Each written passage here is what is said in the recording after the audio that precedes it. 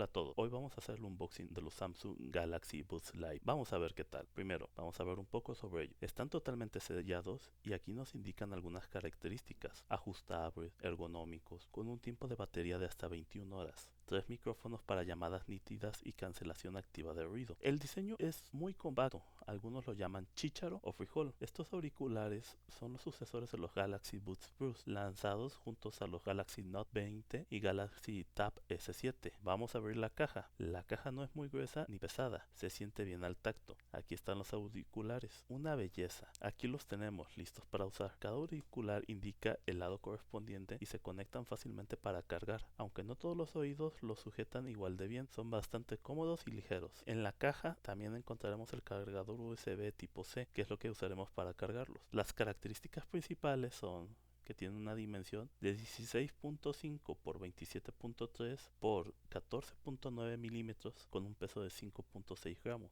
un estuche de 50 por 50.2 por 27.8 milímetros con un peso de 42.2 gramos, sonido AKG de 12 milímetros, conexión Bluetooth de 5.0 con soporte para HFP, que es el perfil de manos libres, A2DP, que es el perfil de distribución de audio avanzado, ABRSP, perfil de control remoto de audio y video, CBC, códec de audio y AAC, codificación de audio avanzado, batería hasta 6 horas de uso continuo y 21 horas con el estuche. Bueno, eso es todo por hoy. Espero que este video les haya sido útil. Si les gustó, denle pulgar arriba, suscríbanse y nos vemos en el próximo video. Muchas gracias.